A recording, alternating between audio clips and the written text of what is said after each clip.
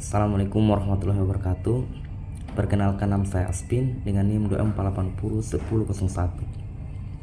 Baik, pada kesempatan kali ini saya akan membacakan materi saya dengan judul hukum-hukum perkembangan. Perkembangan adalah proses perubahan yang terjadi pada diri manusia secara bertahap sejak dalam kandungan hingga akhir hayat. Perubahan ini meliputi aspek fisik, kognitif atau cara berpikir, emosional, sosial, moral, dan spiritual. Perkembangan bersifat teratur, berkesinambungan, dan dipengaruhi oleh faktor keturunan serta lingkungan. Adapun pengertian hukum-hukum perkembangan, yaitu hukum-hukum perkembangan adalah prinsip-prinsip umum yang menjelaskan bagaimana proses perkembangan manusia berlangsung. Hukum ini menjadi pedoman bagi orang tua, pendidik, dan masyarakat dalam memahami tahapan pertumbuhan dan perkembangan individu. Hukum-hukum perkembangan. Adapun hukum-hukum perkembangan yaitu hukum kephalokaudal, yaitu perkembangan berlangsung dari arah kepala menuju kaki.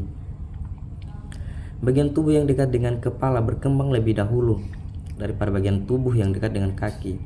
Contohnya, bayi mampu mengangkat kepala sebelum dapat duduk, berdiri, dan berjalan. Kedua, hukum proksimodistal, yaitu perkembangan dimulai dari bagian tubuh yang dekat dengan pusat tubuh menuju bagian yang lebih jauh.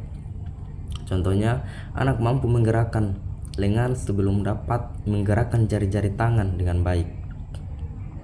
Dan yang ketiga, hukum diferensiasi, yang dimana hukum diferensiasi adalah perkembangan bergerak dari kemampuan yang bersifat umum menuju kemampuan yang lebih khusus. Contohnya, bayi awalnya hanya menggerakkan seluruh tangan, kemudian mampu memegang pensil atau sendok dengan tepat. Dan yang keempat, hukum integrasi, yaitu kemampuan yang telah berkembang secara terpisah akan dipadukan menjadi gerakan atau perilaku yang lebih kompleks. Contohnya, anak dapat melihat, memegang, dan berjalan secara bersamaan ketika mengambil sebuah benda. Dan yang kelima, hukum kontinuitas, yaitu perkembangan berlangsung terus-menerus sejak lahir hingga dewasa, meskipun kecepatan perkembangannya berbeda setiap individu. Contohnya, kemampuan berpikir seseorang berkembang dari yang sederhana menjadi semakin kompleks seiring bertambahnya usia. Dan yang terakhir, hukum irama atau tempo perkembangan, di mana setiap individu memiliki kecepatan perkembangan yang berbeda-beda. Contohnya, ada anak yang dapat berjalan pada usia 10 bulan, sementara anak lain baru berjalan pada usia 14 bulan. Dan D, faktor-faktor yang mempengaruhi perkembangan. Faktor internal, keturunan, kondisi fisik, bakat, dan faktor eksternal, keluarga, pendidikan, lingkungan, sosial, gizi, dan budaya. Pentingnya memahami hukum-hukum perkembangan, yaitu membantu guru memilih metode pembelajaran yang sesuai, membantu orang tua memberikan pola asuh yang tepat, mengetahui potensi dan kebutuhan setiap individu, mencegah tuntutan yang tidak sesuai dengan tahap perkembangan anak.